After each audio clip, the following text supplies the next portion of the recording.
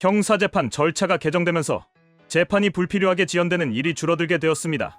대법원이 형사소송 규칙 일부 개정안을 공포함에 따라 앞으로는 판사가 재판 도중 교체되더라도 공판갱신 절차가 간소화됩니다.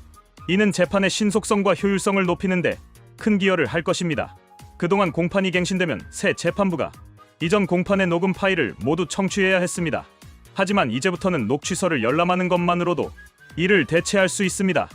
이는 특히 피고인이 의도적으로 재판을 지연시키는 수단으로 녹음 파일 청취를 요구하는 행위를 차단할 수 있다는 점에서 의미가 큽니다. 형사재판의 본질은 신속하고 공정한 판결을 내리는 데 있습니다. 그러나 일부 피고인은 이를 악용하여 재판을 질질 끌며 법원의 공정성을 훼손해왔습니다.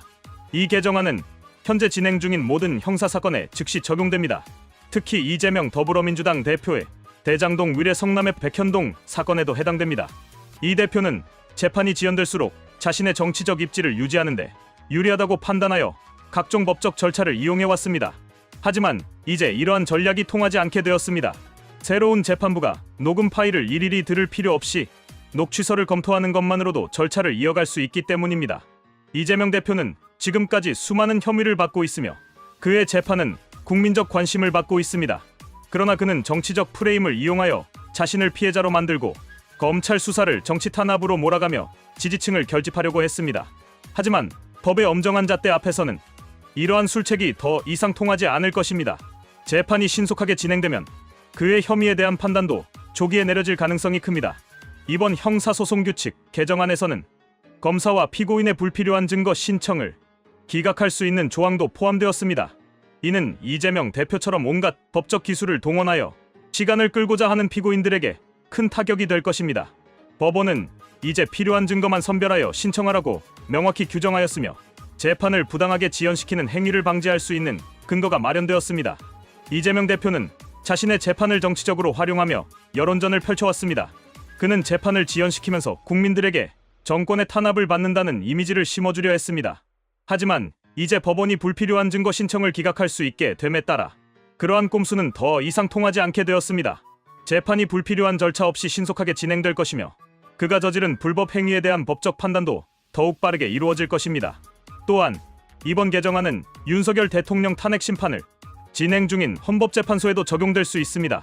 헌법재판소법에 따르면 탄핵 심판에는 형사소송법규가 준용되므로 만약 마은혁 헌재 재판관 후보자가 임명되어 윤 대통령 탄핵 심판에 합류하게 된다면 11차례 변론 녹음을 모두 들을 필요 없이 녹취서를 통해 검토할 수 있습니다. 이는 헌재의 업무 부담을 줄이고 심리를 보다 신속하게 진행할 수 있도록 하는 데 기여할 것입니다. 이재명 대표는 법적 위기에 처한 상황에서도 끊임없이 정치적 생명을 연장하기 위해 노력하고 있습니다. 그러나 이번 개정안으로 인해 그의 전략은 무력화될 가능성이 높습니다. 더 이상 재판을 지연시키는 것이 어렵게 되었으며 국민들도 그의 정치 탄압 프레임에 쉽게 휘둘리지 않을 것입니다.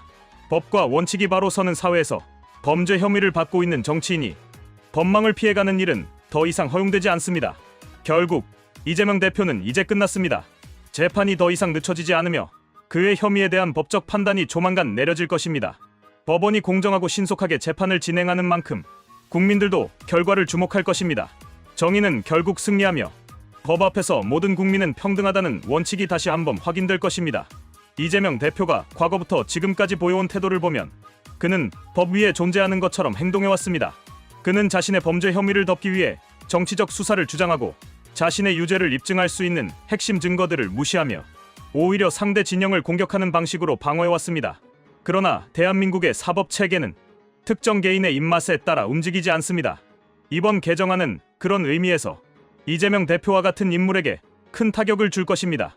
더불어 이재명 대표의 행적을 보면 그는 자신의 혐의에 대해 사법적 책임을 지기보다는 정치적 수단을 통해 빠져나가려 했습니다. 이러한 행태는 법치주의 사회에서는 결코 용납될 수 없습니다. 검찰과 법원은 정치적 계산이 아니라 법과 증거에 따라 판단을 내려야 하며 그러한 판단이 빠르게 이루어질 수 있도록 법적 개정이 이루어진 것은 바람직한 변화입니다. 이제 대한민국은 한 단계 더 성숙한 법치 국가로 나아가고 있습니다.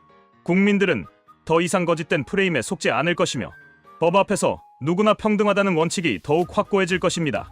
이재명 대표가 아무리 발버둥 쳐도 법과 정의는 흔들리지 않습니다. 그의 혐의는 반드시 밝혀질 것이며 법적 심판을 피할 수는 없을 것입니다. 대한민국의 사법 체계는 결코 특정 정치인의 방패가 될 수 없습니다.